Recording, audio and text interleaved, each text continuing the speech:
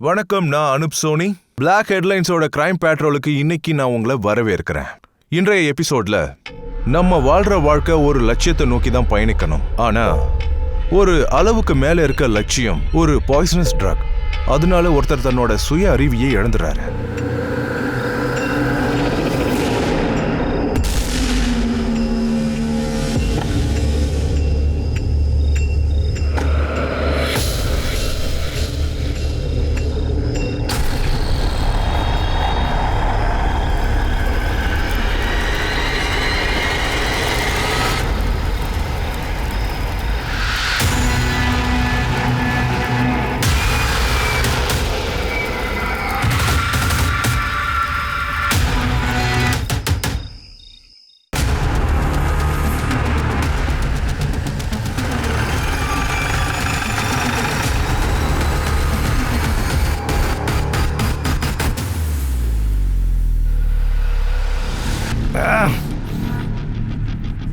இந்த உடம்பை எரிச்சு 12 மணி நேரம் இருக்கும்னு நினைக்கிறேன். ஷிர்கே, பக்கத்துல இருந்த இந்த எரிஞ்ச பாதி செருப்பையும் பார்த்தேன் சார்.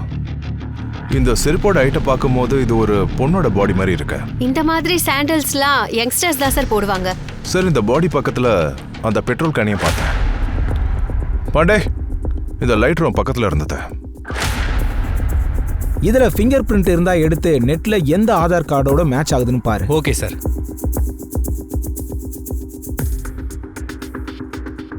ஆமா, இந்த கார் யாரோடது? சார், இது பாதிக்கப்பட்டவங்களோட காரா இருக்கலாம். நான் பக்கத்துல இருக்கவங்க கிட்ட விசாரிச்சேன். ஆனா யாருக்குமே இதை பத்தின விவரம் தெரியல சார். காரோட பேப்பர், லைசன்ஸ் ஏதாவது கண்டுபிடிச்சிங்களா? இல்ல சார், அந்த மாதிரி நான் எதுவும் பார்க்கல. ஆனா ஒரு போனை பார்த்தேன். காட்டுங்க. ஆனா இந்த போன் சுவிட்ச் ஆஃப்ல இருக்கு சார். சரி, இதை டெக்னிக்கல் டீமுக்கு அனுப்பு. கார் நம்பரை வச்சு கார் யார் பேர்ல ரிஜிஸ்டர் ஆயிருக்குன்னு பாரு. ஓகே சார், நான் பக்கத்துல இருக்க பெட்ரோல் பங்க்ல என்கொயரி பண்றேன் சார். ஒருவேளை இந்த பெட்ரோல் அவங்க அங்க வாங்கியிருக்கலாம். பாடி ஆட்டாப்சிக்கு அனுப்பி வச்சிரு. Okay sir. Action! Shot 3, take 1. Loki, கேமராவை பேன் பண்ணு. Very good, very good. அது பர்சனலா தெரியக்கூடாது. Mind blowing. Got it. Raghu, ரெடியா? Ready sir. ஆக்ஷன். அப்படியே மெதுவா வா. உன் முன்னாடி இருக்கிற பொண்ணை பாரு. அவளை பார்த்துட்டு அப்படியே நிக்கிற. இறங்க, சைக்கிள் விட்டு இறங்க. அப்படியே மெதுவா நடந்து அந்த பொண்ணு கிட்ட வா. அப்படியே தண்ணி அந்த பொண்ணு மேலே தெளி. ரெண்டு பேரும் அப்படியே ஒருத்தருக்கு ஒருத்தர் புத்தம் கொடுங்க. Mind blowing. கட். டே, லொகேஷன் சேஞ்ச். இந்த இன்டர்நெட் உலகத்தோட இமேஜையே மாத்திருச்சு. அதோட இம்பாக்ட் வந்து என்டர்டைன்மெண்ட் இண்டஸ்ட்ரியில ரொம்ப நல்லாவே தெரியுது. அதுதான் சோஷியல் மீடியா மற்றும் டிஜிட்டல் ஸ்பேஸோட பர்த் பிளேஸா இருக்கு. ஏன்னா அதுல தான் சில கதைகள் ரொம்ப வல்கரா இருக்கு.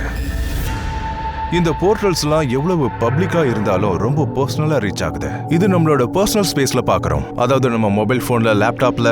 போஸ்கி மண்டல் ரொம்ப திறமையோட, ரொம்ப தன்னம்பிக்கையோட வந்திருக்காங்க. இந்த பாலிவுட்டுக்கு நடிக்கிறதுக்காக வந்திருக்காங்க. லைட்டர் எடுத்து கொடுங்க.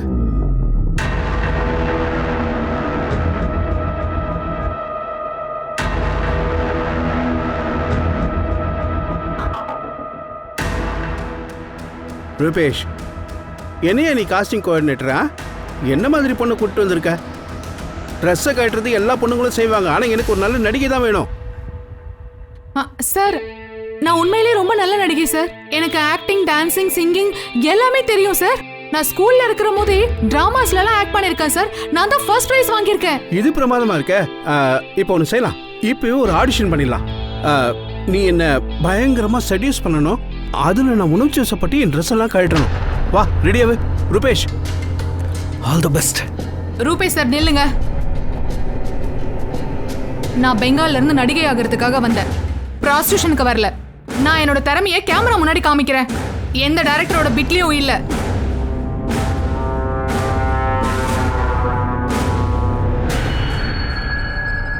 ஏய் போஸ்கி, இந்த ஆசிஸ்ல நீ நினைக்கிற மாதிரி சின்ன டைரக்டர் கிடையாது.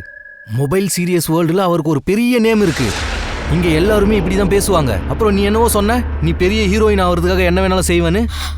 ஆமா, நான் என்ன வேணாலும் செய்யறதுக்கு தயாரா இருக்கேன். ஆனா மரியாதை வேணும். ஏய், நீ நல்ல கிளாமர் காட்டினாதான் உனக்கு நல்ல வாய்ப்புகள் வந்து சேரும். அதுக்கு நல்ல பணமும் கிடைக்கும். எனக்கு அதெல்லாம் செய்ய விருப்பம் இல்ல. அப்படியா சொல்ற? நீ முதல்ல வெளில போ.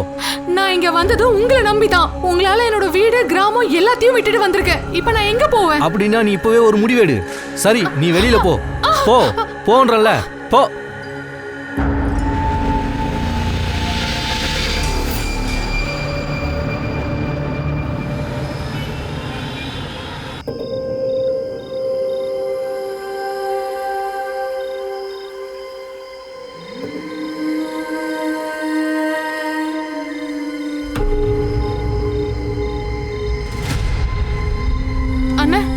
அண்ணா ஒரு வடை பால் கொடுங்கண்ணே. இந்தம்மா. தேங்க்யூ.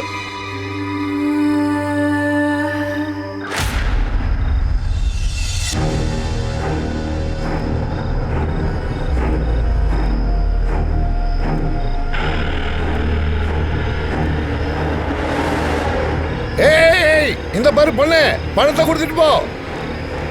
ஏய் நில்லு.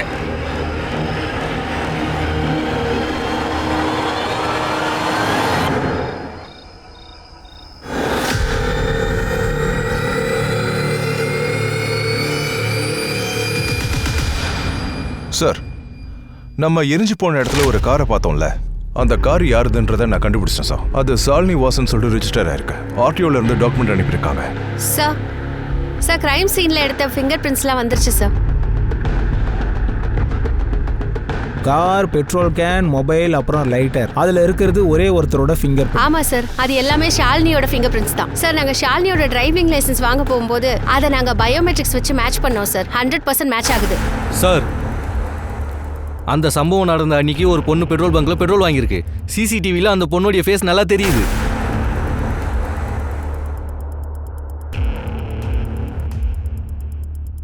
இது ஷாலினி இல்ல? எதுக்கு அந்த பெட்ரோல் பம்ப் பையனை அரெஸ்ட் பண்ணல? சார், அந்த பையன் அது நைட் டைம் அந்த பொண்ணு வேற நடுங்கிட்டே வந்தது, அதனால தான் பெட்ரோல் கொடுத்தேன்னு சொன்னான் சார். சார், அந்த கார்ல இருந்து கண்டுபிடிக்கப்பட்ட போனை ஓபன் பண்ணியாச்சு. அதுல ஒரு வீடியோ இருக்கு சார்.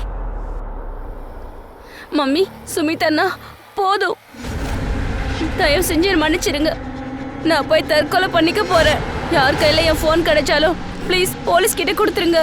என்னோட சாவுக்கு நான் தான் காரணம். சார், அப்போ இது சூசைட் கேஸ் சார்.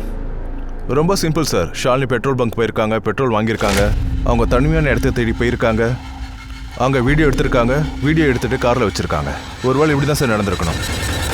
நானும் அப்படிதான் சார் நினைக்கிறேன் சார். ஷாலினி வீட்ல சூசைட் பண்ண முயற்சி பண்ணல. ஏன்னா வீட்டுக்கு அது தேவையில்லாத பிரச்சனையை உருவாக்கும். குடும்பத்து ஆளுங்களும் கவலைப்படுவாங்க, லோக்கல்லையும் பெரிய பிரச்சனை ஆயிடும். ஒருவேளை அதுக்காக அவ வெளியே வந்து சூசைட் பண்ணிருக்கலாம். அப்படி இல்லை, அவ மேலே தீ வச்சு சாகிற அளவுக்கு தைரியமா முடிவெடுத்திருக்கா. அவ அந்த இடத்துல தனக்கு தானே தீய வச்சு கொளுத்துனப்ப அவ கத்தவோ அலறவோ இல்லை. இது கொலைன்னு நினைக்கிறேன். அப்படி இல்லைன்னா டெட் பாடியோட அடையாளத்தை மறைக்கிறதுக்கான சதியா இருக்கும். நீங்க 2 பேரும் நான் சொல்றதை ஒத்துக்க மாட்டீங்கன்னு நினைக்கிறேன். ஓகே, போஸ்ட்மார்ட்டம் ரிப்போர்ட் வந்ததுக்கு அப்புறம் எல்லாம் தெளிவா தெரியும். சரி, ஒன்று பண்ணுங்க, ஷாலினியோட அட்ரஸை கண்டுபிடிச்சி வீட்டில் அவங்க எல்லாருக்கிட்டையும் சொல்லிட்டு வாங்க. அப்படியே அவளோட கால் டீட்டெயில்ஸையும் மொபைல் லொக்கேஷனையும் எடு. Okay sir.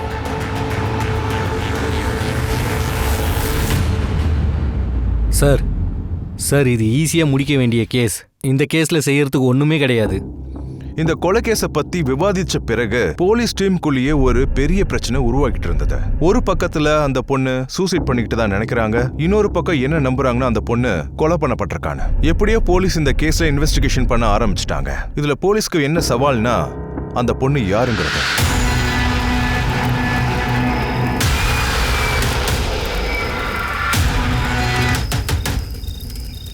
பத்னாம் Sheela, shot 1, take 3. Action. Cut.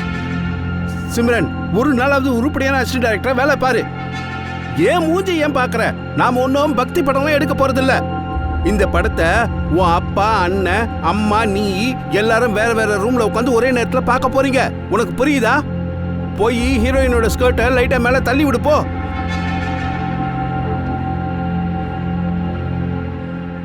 Role camera, sound, action. நிப்பி, இப்ப நீ புக் படிச்சிட்டு இருக்க, திடீர்னு பெல் சத்தம் கேக்குது. அப்படியே திரும்பி பாரு. பாஸ்கி, ஆக்ஷன். வா உள்ள வா உள்ள வா. இப்ப டிம்பியை ஒரு ஆம்பளைன்னு நினைச்சுக்கிட்டு அப்படியே கட்டிப்பிடி. ஒரு பொண்டாட்டி புருஷனை பிடிக்கிற மாதிரி பிடிக்கணும். வா அவளை தொடு தொடு, அவளை ஃபீல் பண்ணுமா. அப்படிதான். வா வா வா வா வா. ஏய் எங்க போற ரூபேஷ்? நீ அந்த பொண்ணும் உடனே லொகேஷனை விட்டு வெளியே போங்க. போய் தொலைங்க.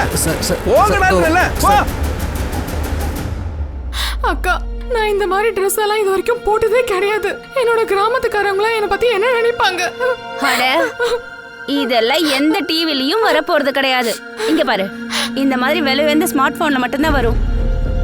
உன் குடும்பத்திலயும் கிராமத்திலயும் இந்த மாதிரி விலை உயர்ந்த போன் யாராவது வச்சிருக்காங்களா? அப்புறம் அது மட்டும் இல்ல, இதை யாராச்சும் பார்த்தா கூட அவங்க யார்கிட்டயும் சொல்ல மாட்டாங்க. ஆனா அக்கா, இதெல்லாம் அசிங்கம் இல்லையா அக்கா? அட, அதெல்லாம் ஒன்றும் அசிங்கம் இல்ல. நம்ம தான் அது அசிங்கமா நினைக்கிறோம். நீ யாருக்கும் எந்த தப்பு பண்ணல. என்னோட அம்மா வாழ்க்கையில ரொம்ப வருஷம் கஷ்டப்பட்டாங்க.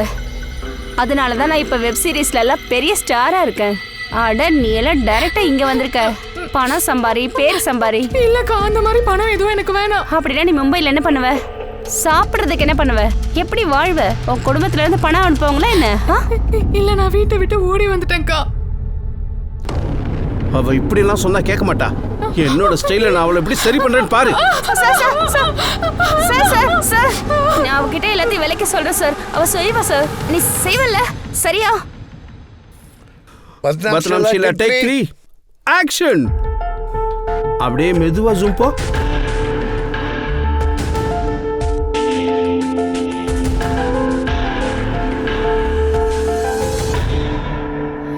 நீ எங்க தங்கி இருக்க? என் கூட தான். நான் தான் அவளுடைய காட்ஃபாதர். டேய் முட்டாள், போட அங்கிட்டு.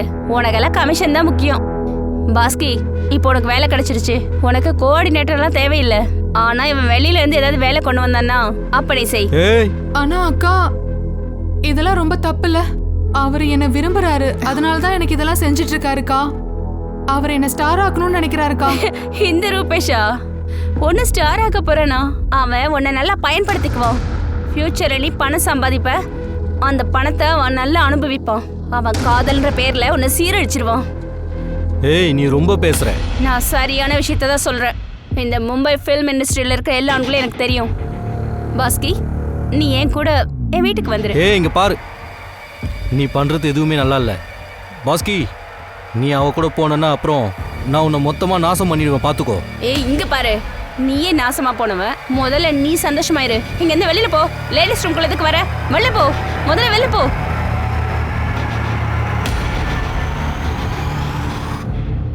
அவன் மேல என்ன தப்பு இருக்கு? அவன் செஞ்சது தான், அவ்வளவுதான்.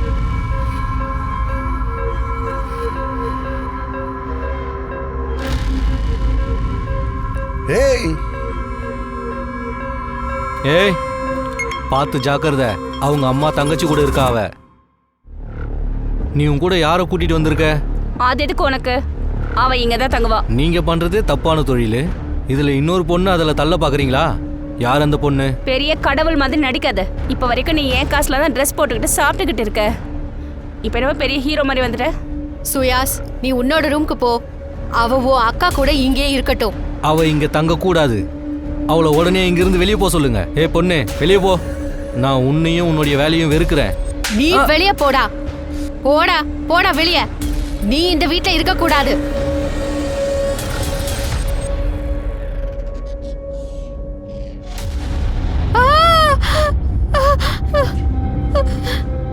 நாங்க இந்த சாண்டல்ஸ் டெட் பாடி பக்கத்துல பார்த்தோம். இது ஷாலினியோட தான். இது ஷாலினியோட தான். ஷாலினி, ஷாலினி.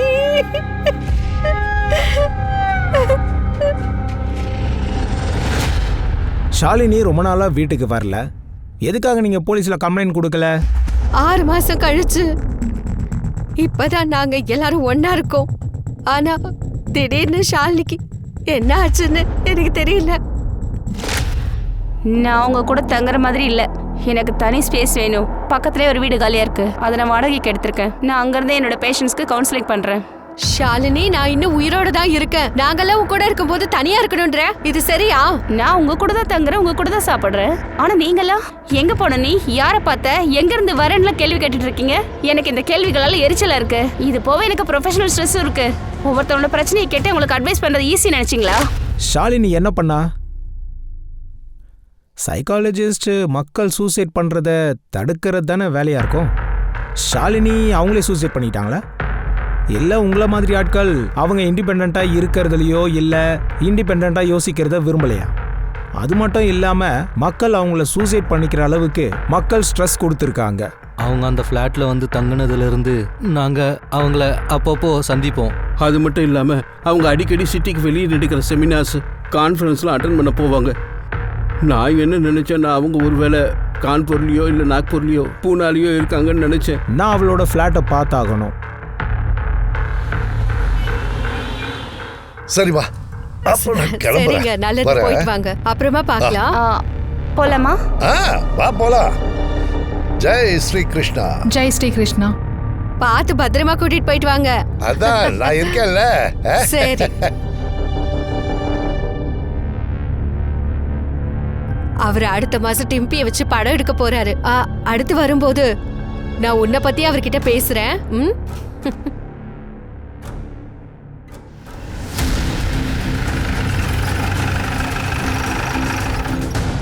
எந்த வீடு? ஷாலினி எப்பவும் இங்கே தான் கவுன்சிலிங் பண்ணுவாங்க சார். அது மட்டும் இல்லை, இங்கே தான் தங்குவாங்க.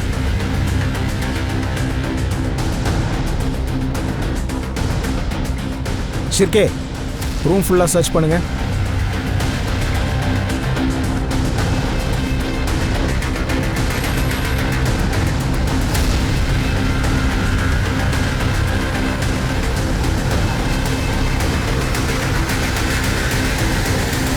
ஷிர்கே, இது அப்பாயின்மெண்ட் டைரின்னு நினைக்கிறேன். நடுவில் சில பக்கம் காணாமல் போயிருக்கு. யாரும் அவங்கள டீஸ் பண்ணலை.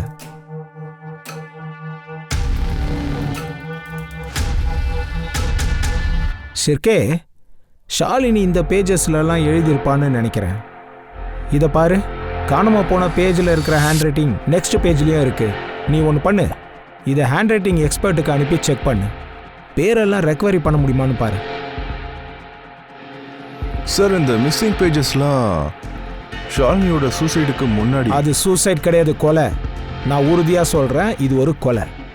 நான் இவங்க 2 பேர் மேலேயும் அம்மா மேலேயும் சந்தேகப்படுறேன். நீ ஒன்று பண்ணு, இவங்க எல்லாத்தோடைய கால் டீட்டெயில்ஸையும் மொபைல் லொக்கேஷனையும் செக் பண்ணு. பயோடேட்டாவை வாங்கி வை.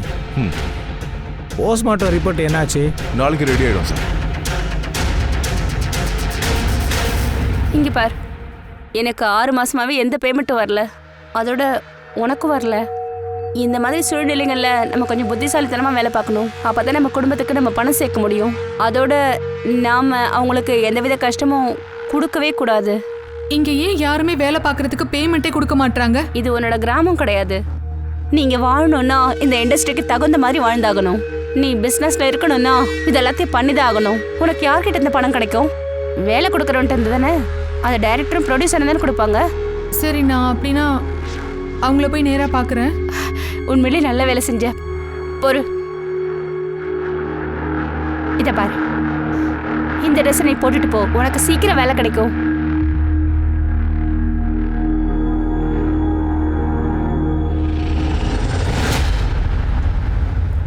சரி, இதை பற்றி நான் சார்கிட்ட பேசிக்கிறேன்.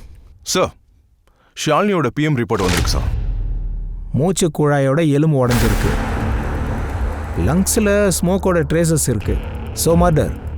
ஷிர்கே, இது மர்டர் தான். அப்படின்னா ஷாலினி பெட்ரோல் வாங்கிட்டு வந்ததுக்கப்புறம் யாரோ அவளை கழுத்தை நெரிச்சு கொண்டிருக்காங்க. ஷிர்கே, அதனால தான் அந்த பாடி ஃப்ளோரில் விழுந்திருக்கு.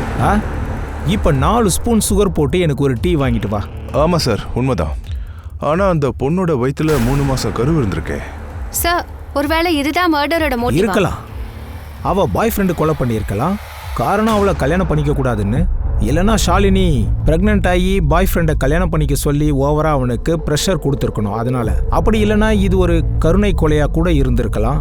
அவளோட சகோதரர்களே கொண்டு இருக்கலாம். அவள் ஃபேமிலியை பற்றி விசாரிச்சியா? எஸ் சார், அவங்க ஃபேமிலி மெம்பர்ஸோட கால் ரெக்கார்ட்லாம் செக் பண்ணோம். அவங்க ஃபைனான்ஷியல் சிச்சுவேஷன் ரொம்ப மோசமாக இருக்குன்னு கண்டுபிடிச்சோம் சார். மூத்தண்ணா என்ன வியாபாரம் பண்ணாலும் லாஸ் ஆயிருக்கு. சின்னவன் வச்சிருந்த எல்லா சேவிங்ஸையும் ஆன்லைன் பெட்டிங் பண்ணியிருக்கான். ஏகப்பட்ட கடங்காரங்க அவங்க வீட்டுக்கு வந்திருக்காங்க. அப்போ இது தெளிவாக தானே இருக்கு. 2 பிரதர்ஸ் கொலை பண்ணுறதுக்கு டபுள் மோட்டிவ் இருக்கு. அவ பாய் ஃப்ரெண்டை முதல்ல கண்டுபிடிக்கணும், அவ ஃபேமிலியையும் விசாரிக்கணும். என்ன? என் பொண்ணு 3 மாசம் பிரெக்னெண்டா இருந்தாளா? அதுக்கு காரணம் அந்த டாக்டர் அனில் நாகராஜா தான் இருக்கணும். ஏன் ஷாலினி? அவரும் ஒரு டாக்டர். அவர் அடிக்கடி வேலை சம்பந்தமா இங்க வருவாரு.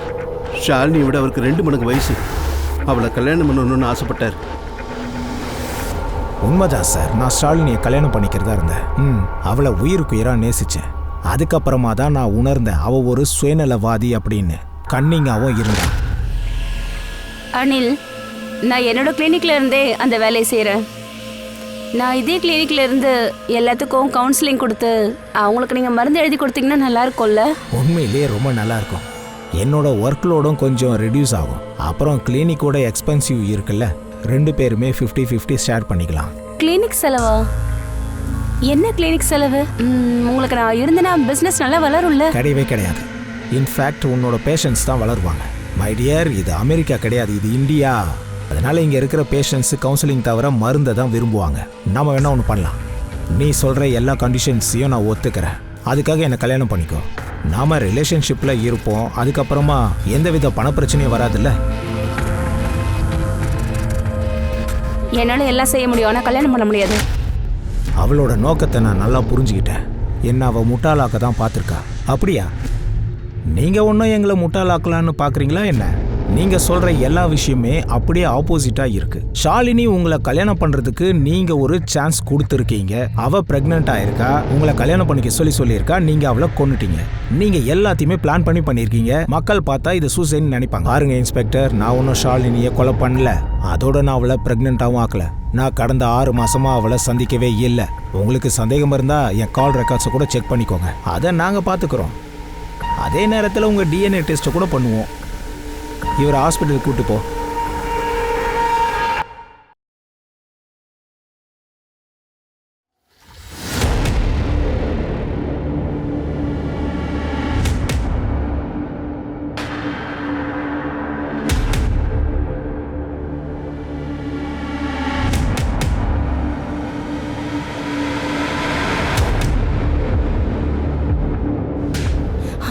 மறுபடியும் அவளை தொட்ட உன் கையை உடைச்சிருவேன்.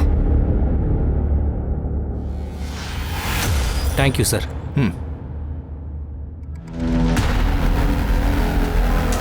ஷெர்கே, ஷாலினியோட பிரதர் இங்கே என்ன பண்ணிக்கிட்டு இருக்கான்? இவன் ஷாலினியோட காருக்காகவும் இன்சூரன்ஸ் பணத்துக்காகவும் வந்திருக்கான் சார். விசித்திரமா இருக்கு. இவ்வளோ சீக்கிரமாவா? இவங்க 2 பேருமே பணத்துக்காக ஷாலினியை கொலை பண்ணி எரிக்கிறதுக்கு கண்டிப்பாக வாய்ப்பு இருக்கும்ல. இதை பற்றி நம்மளுக்கு எந்த குழுவும் கிடைக்கலையே. நாம கண்டுபிடிக்கலனா இனிமே கண்டுபிடிப்போம். 1 2 3 4 5 6 3 5. சார், நான் இந்த சீரீஸ்ல ஒரு சாங்ல மட்டும் தான் வரேனா? இதுக்கு பேர் தான் ஸ்பெஷல் அப்பீரியன்ஸ்னு சொல்லுவாங்க. நீ பாஸ்கிக்கு சான்ஸ் கொடுத்தா அவ மெயின் ஹீரோயின் ஆயிடுவா. 5 அட சாகர், ஷாட் ரெடியா? Yes sir. ஏய் ராஜு, இங்க வா. அட, என்னால மூச்சு கூட விட முடியல. 3 4 5 6 7 8. ரூபேஷ், உனக்கு பாஸ்கியோட கமிஷன் வேணும்னா பேக்கப் முடிஞ்சதுக்கு அப்புறம் என்னை வந்து பாரு.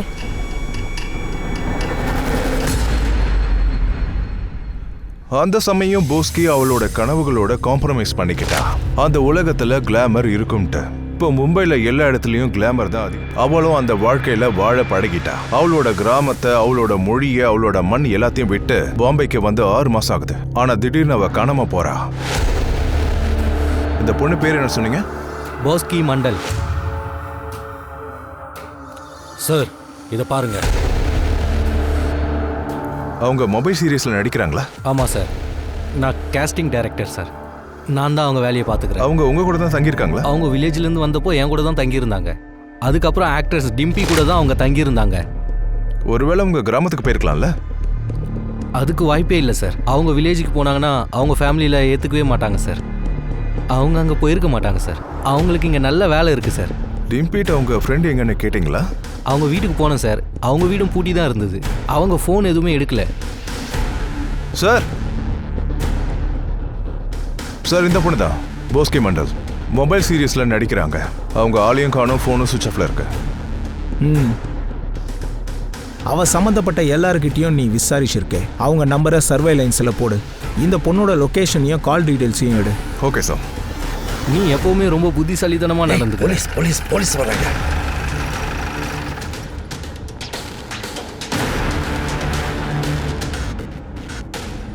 சார் நாங்க சில்வாக்காக ஷூட்டிங்க்கு போயிருந்தோம் சார். நாங்க போனப்போ போஸ்கே இங்கே தான் இருந்தா. பாஸ்கே, நானும் அம்மாவும் சில்வா சாக்கு ஷூட்டிங்காக போறோம். நீ நல்லா ரெஸ்ட் எடு. உனக்கு ஏதாவது பணம் தேவைப்பட்டா ரெண்டர் கிட்ட இருந்து பணத்தை எடுத்துக்கோ. சரி, பத்திரமா இருக்கணும், சரியா? ஆனா நாங்க திரும்பி வந்து பார்த்தப்ப அவ வீட்ல அங்க இல்ல.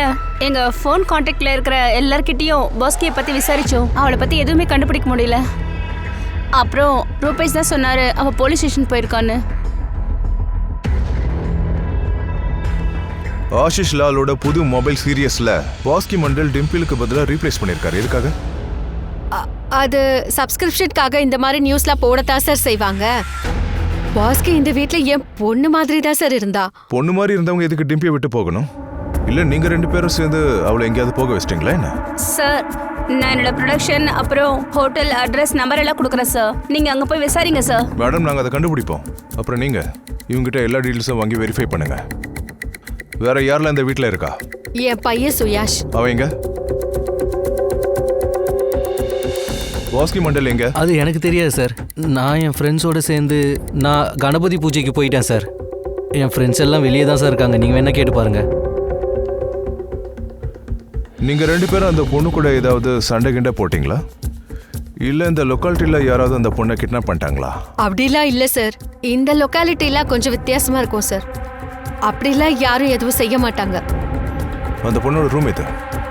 உங்களுக்கு ஏதாவது ஃபோன் வந்துச்சா? இல்ல சார்.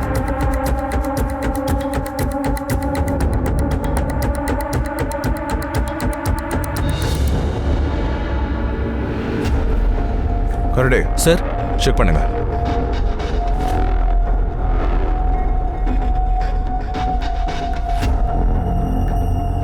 சார் இதை பாருங்க. அந்த பொண்ணுடைய நேம்ல ஒரு மெடிக்கல் ஃபைல் இருக்கு.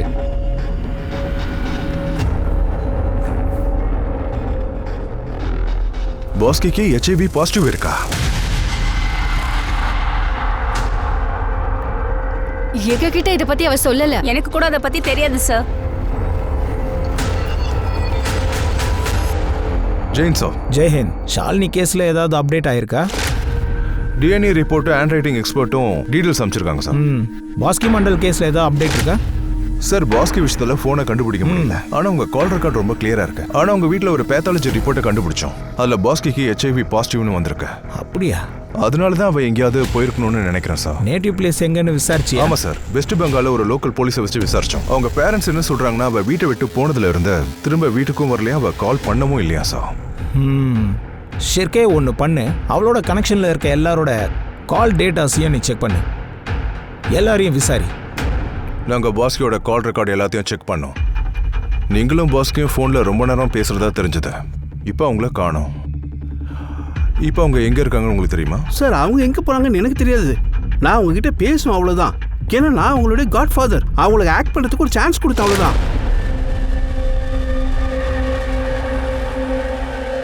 Mind blowing. Cut.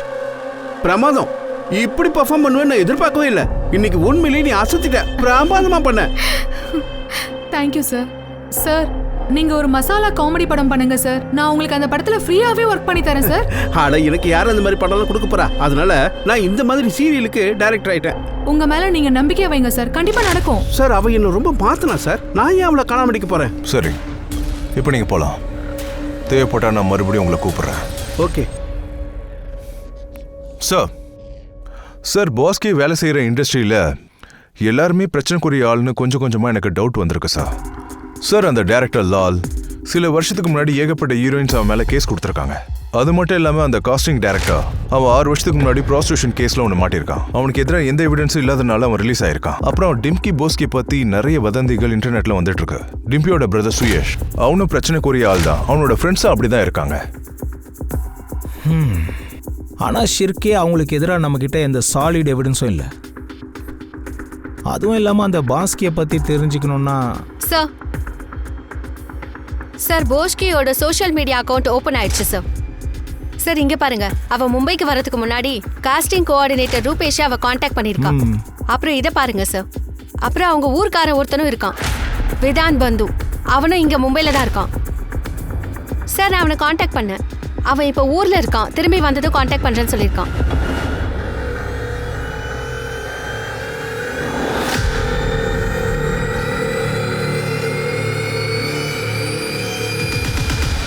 Sir hand writing எக்ஸ்போர்ட்டோட report வந்துருச்சு. ஷாலினியோட அப்பாயின்மெண்ட் நோட்ல மிஸ் ஆகி கிழிச்ச பேப்பரை பத்தி வந்திருக்கு. அட இதில் பாஸ்கி பேர் கூட இருக்கே. அப்போ பாஸ்கி காணாம போகிறதுக்கு முன்னாடி ஷாலினியை சந்திச்சிருக்கா. ஆனால் எதுக்காக? அவங்க 2 பேருக்குள்ள என்ன மாதிரி கனெக்ஷன் இருக்கும்னு தெரியலையே. சார் கனெக்ஷன் பத்தி எதுவும் தெரியல. ஆனா ஷாலினி ஒரு சைக்காலஜிஸ்ட். ஒருவேளை ஷாலினி கிட்ட பாஸ்கி வந்து கவுன்சிலிங்காக போயிருக்கலாம். அப்போ அப்பாயின்மெண்ட் கொடுத்த பக்கங்களை எதுக்காக கிழிச்சிருக்கணும்? இதில் ஏதோ குழப்பம் இருக்கு ஷிர்கே. சார் டிஎன்ஏ ரிப்போர்ட் வந்திருக்கு. டாக்டர் அனிலோட டிஎன்ஏ ஷாலினி டிஎன்ஏவோட மேட்ச் ஆகலை. அதோட டாக்டரோட ரொட்டீன் செக்கப்பில் ஷாலினியோட டிஎன்ஏ அவங்க அம்மா டிஎன்ஏ கூடவும் மேட்ச் ஆகலை. இது எப்படி சாத்தியம்?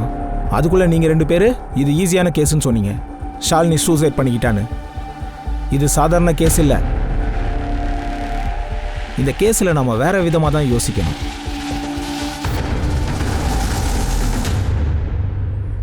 வாங்க சார், இவர் தான் அந்த கார் டீலர். ஷாலினி மேடத்தோட காரை இவர் தான் வாங்க இருந்தாரு. நம்ம கிரைம் சீன்ல பார்த்தோம்ல. வாங்க உட்காருங்க. டீ ஏதாவது சாப்பிட்றீங்களா? Thank you sir.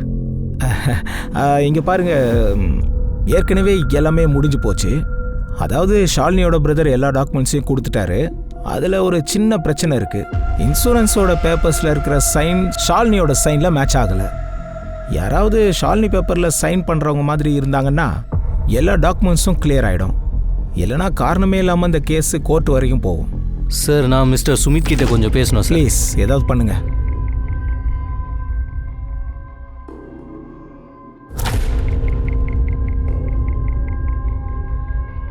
சார் அதை சரி பண்ணிடலான்னு சொல்கிறாரு. குட். என்ன மெடாலியனாக இருக்க சொன்னார். சரி, அதை உடனே பண்ணிடுங்க please. Okay sir.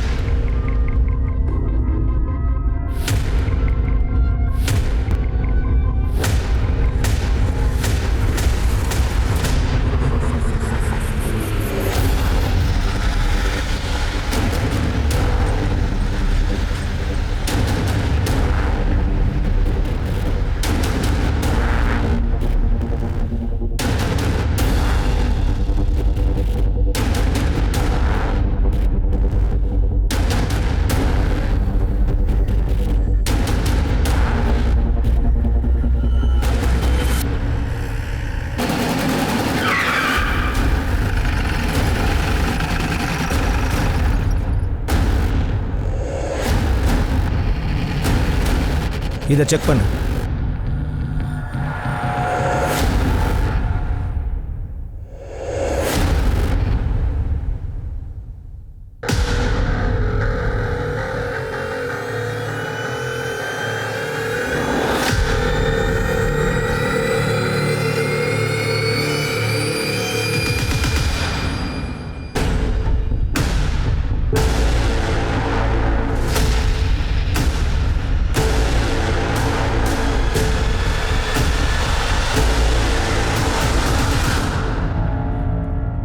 Shalini watts. ஷாலினியோட சூசைடை Shakespeare drama மாதிரி ஏன் பண்ண? என்னோட பிரதருக்கு பணம் தேவைப்பட்டது. அதனால என்னோட இன்சூரன்ஸ் பணத்தை எடுத்தா சுமித்தும் அபினவும் ஃபினான்ஷியலாக கொஞ்சம் பெட்டராக வாங்க நினச்சேன். பாஸ்கி எதுக்கு உன்கிட்ட வந்தா? கவுன்சிலிங்காக வந்தாங்க. நான் மக்களோட பர்சனல் விஷயங்களுக்கு நியூஸ் பேப்பரில் பதிலெலாம் சொல்லுவேன். அதனால அங்கேருந்து என்னோட மெசஞ்சர் சர்வீஸ் நம்பர் கிடச்சிருக்கலாம். அதான் அவங்க என்னை காண்டாக்ட் பண்ணியிருக்காங்க. நான் பாஸ்கி மண்டல், நான் ஒரு நடிகை, நான் உங்களை சந்திக்கணும். நான் அவங்க ஃபோட்டோவை பார்த்தேன். அவங்கள பார்த்தா ஜென்யூனாக தெரிஞ்சுது. அதனால நான் அவங்களுக்கு அப்பாயின்மெண்ட் கொடுத்தேன். நான் என்னையே வெறுக்கிறேன் மேடம். என்னோட உடம்ப நான் சுத்தமாக வெறுக்கிறேன் மேடம். நான் நடிக்கிறதுக்காக தான் வந்தேன். நான் ஒரு வெப் சீரிஸில் நடிக்கிறேன். யாருக்கும் என்னோட முகத்தையும் சிரிப்பையும் பார்க்கறதுக்கு விருப்பம் இல்ல. எல்லாரும் என்னோட உடம்ப தான் பார்க்க விரும்புறாங்க. யாரும் என் கூட பேச கூட விரும்புறது இல்ல. எல்லாரும் என் கூட படுக்க தான் விரும்புறாங்க. எல்லாம் குடுக்கல் வாங்கலாவே இருக்கு. எனக்கு வாழவே விருப்பம் இல்ல மேடம். நான் சாகணும் மேடம்.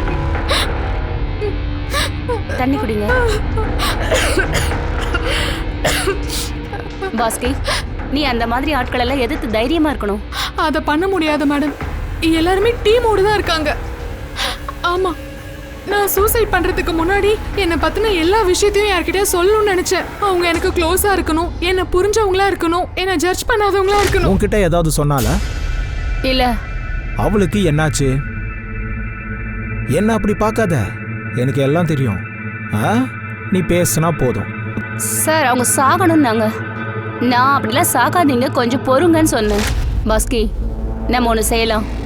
2 நாள் கழிச்சு நம்ம வெளியில சந்திக்கலாம். நம்ம ஓப்பன் ஸ்பேஸ்ல பேசலாம், சரியா?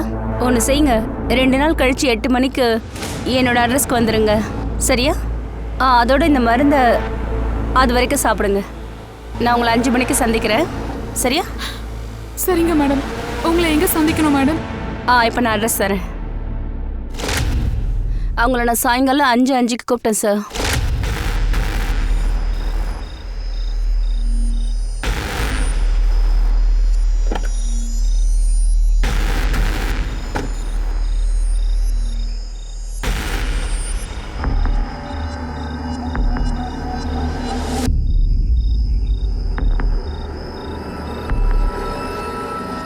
அம்மா, சுமித் அண்ணா, அபினவ், ப்ளீஸ் என்ன மன்னிச்சிருங்க. நான் சூசைட் பண்ணிக்க போறேன்.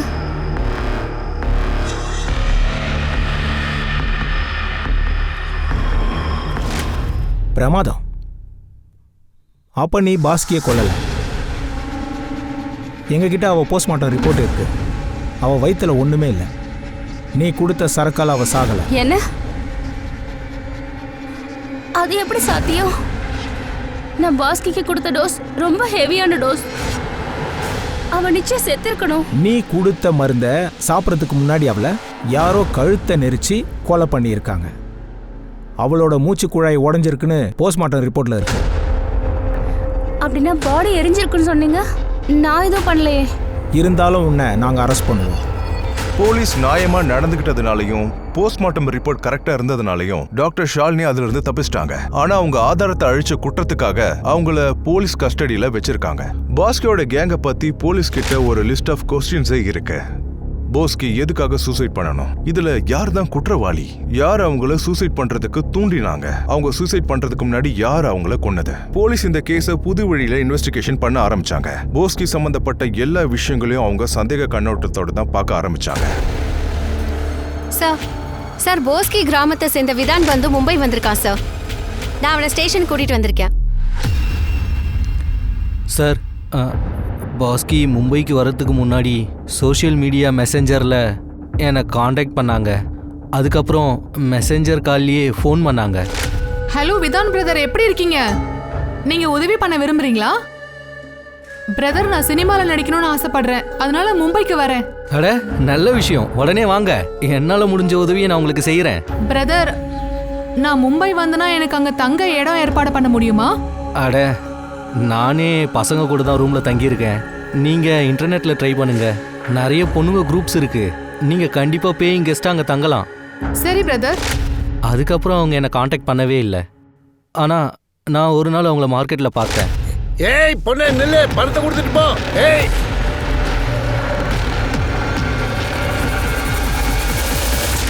பாஸ்கி அவங்கள அவங்க கிராமத்துக்கு கூட்டு போக சொன்னாங்க. நான் ரூபேஷ் கூட தங்க சொல்லி ஃபிலிம் இண்டஸ்ட்ரியை போய் பார்க்க சொன்னேன். அதுக்கப்புறம் நான் கிராமத்துக்கு போயிட்டேன். நான் கிராமத்துலேருந்து திரும்பி வந்தப்ப பாஸ்கி ஃபோனில் கூப்பிட்டாங்க. அவங்க காணாமல் போன 2 நாளைக்கு முன்னாடி நான் அவங்கள சந்தித்தேன். நான் ரொம்ப கஷ்டப்பட்டுட்டேன் பிரதர். ரூபேஷ் கோஆர்டினேட்டர் எனக்கு தங்குறதுக்கு ஒரு இடம் கொடுத்தாரு. ஆனா காதல்ன்ற பேர்ல என்னை கட்டாயப்படுத்தி என் கூட படுத்தாரு. அப்புறம் நைனா ஆண்டியும் டிடி அக்காவும் எனக்கு அம்மா மாதிரியும் அக்கா மாதிரியும் நடந்துக்கிட்டாங்க. அப்புறம் தினமும் என்ன ஒரு ஃபைனான்சர் கிட்ட அனுப்புறேன், டைரக்டர் கிட்ட அனுப்புறேன், ப்ரொடியூசர் கிட்ட அனுப்புறேன்னு சொல்லி என்ன தப்பா யூஸ் பண்ணாங்க. ஆனா உண்மையிலேயே அவங்க அனுப்புனது என்ன ஒரு பிசினஸ் மேன் கிட்ட ப்ராஸ்டியூஷனுக்காக. அப்புறம் ரொம்ப நாளாவே எனக்கு இத பத்தி தெரியாம இருந்துச்சு. பாஸ்கி உங்ககிட்ட அவளுக்கு எய்ட்ஸ் இருக்குன்னு சொன்னால? இல்லை சார். ம், சரி போ. Okay sir. ஷிர்கே, பாஸ்கியை போஸ்ட்மார்ட்டம் செஞ்ச டாக்டர் கிட்ட கேளு. பாஸ்கி பாடியிலிருந்து எடுத்த பிளட் ஸ்பெசிமன் மூலமா அவளுக்கு எய்ட்ஸ் இருக்கா இல்லையான்னு கண்டுபிடிக்க முடியுமான்னு கேளு. அதுக்கப்புறம் ஷிர்கே, அவன் சொன்னால 3 பேரோட பேரு ஆஷிஷ், ரூபேஷ், அப்புறம் சுவேஷ். அவங்க 3 பேரையும் அரெஸ்ட் பண்ணு. இவங்க 3 பேரோட டிஎன்ஏவும் பாஸ்கி ஃபிட்டர்ஸோட மேட்ச் ஆகுதுன்னு பாரு. அவங்களுக்கும் HIV டெஸ்ட் பண்ணு. Yes sir. அதோட நைனாவும் டிம்பியும் பாஸ்கிய எங்கெங்க அனுப்பியிருக்காங்கன்ற லிஸ்டையும் நான் எடுத்துறேன் சார். ருபீஷ், ஆஷிஷ், நைனா, டிம்பி, சுயேஷ் எல்லாத்தையும் அரெஸ்ட் பண்ணிட்டாங்க. எல்லா மெயில் சஸ்பெக்டோட டிஎன்ஏவையும் டெஸ்ட் பண்ணிட்டாங்க. அதுல சுயேஷோட டிஎன்ஏ பாஸ்கியோட 40ஸோட டிஎன்ஏவோட மேட்ச் ஆகுது. வேற யாருக்குமே அங்க எய்ட்ஸ் கிடையாது. போலீஸ் சுயேஷை நல்லா அடிச்சு விசாரிச்சோம், அவனுக்கு இதுல எந்த சம்மந்தமும் இல்லைன்னு சொல்லிட்டு இருக்கான்.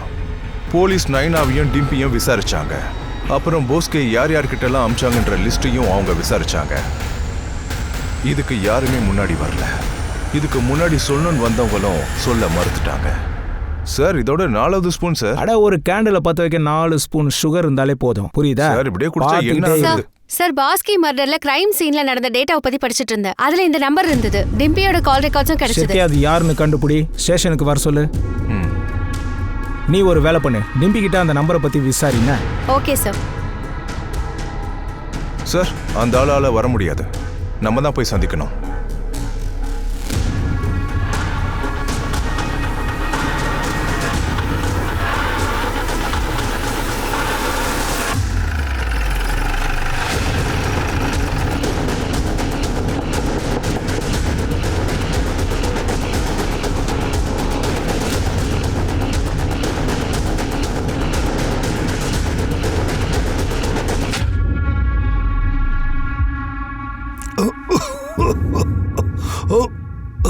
சாரி சார், உங்களை இங்க வர வச்சதுக்கு நான் உங்ககிட்ட ஒரு விஷயம் சொல்லணும்.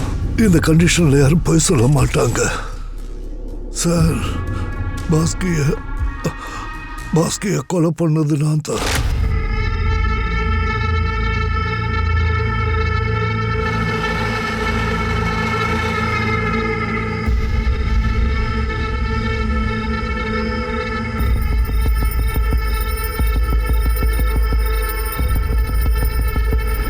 எதுக்காக கொன்ன?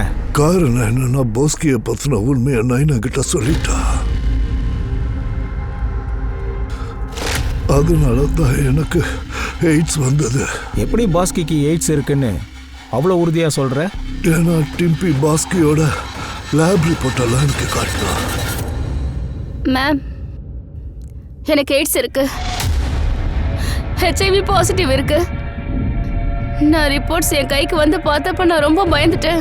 அதனால தான் ரிப்போர்ட்ஸை பாஸ்கி பேரில் எடுத்தேன். அப்படின்னா மிஸ்டர் உத்தரேஷ்க்கு HIV பாசிட்டிவ்னு வந்திருந்தா அது என் கிட்ட இருந்து தான் வந்திருக்கும். அவர்கிட்ட நான் பாஸ்கி பேரில் வந்து ரிப்போர்ட்டை காமிச்சேன். அதனால அவருக்கு HIV பாசிட்டிவ் வந்ததுக்கு காரணம் பாஸ்கி தான் நினச்சிட்டாரு. பாஸ்கியோட போஸ்ட்மார்ட்டம் ரிப்போர்ட் படி அவளுக்கு எய்ட்ஸ்ன்றதே இல்லை. அப்புறம் டிம்பியோட HIV டெஸ்ட்டையும் நாங்கள் பார்த்தோம். அவளுக்கு எய்ட்ஸ் இருக்கு. என்ன? அப்ப டிம்பியால தானா பாஸ்கிய கொலை பண்ணிட்டானா? நீங்க செஞ்ச பாவத்துக்கு தண்டனை அனுபவிக்கணும். பாஸ்கிக்கு குற்றம் பண்ணவங்க சட்டத்தால தண்டிக்கப்படுவாங்க. நம்ம வாழ்க்கையில எப்பவுமே இங்கேயும் ரொம்ப ஜாக்கிரதையா இருக்கணும். அது மட்டும் இல்ல, நம்ம எப்பவுமே நம்மளோட வேலையில ரொம்ப கவனமா இருக்கணும். அப்பதான் உங்களோட வாழ்க்கையிலையும் ஜெயிக்க முடியும், உங்க வேலையிலையும் ஜெயிக்க முடியும். நான் அனுப் சோனி உங்ககிட்ட இருந்து விடைபெறுகிறேன். மறுபடியும் கிரைம் பேட்ரோலோட பிளாக் ஹெட்லைன்ஸ்ல ஒரு புதிய எபிசோடோட உங்களை நான் சந்திக்கிறேன். ஞாபகம் இருக்கட்டும், உங்களுக்கும் கிரைமுக்கும் உள்ள பெரிய வித்தியாசம் நீங்க எவ்வளவு ஜாக்கிரதையா இருக்கீங்கன்றது மட்டும்தான். ஜாக்கிரதையா இருங்க, பாதுகாப்பா இருங்க. ஜெய் ஹிந்த்.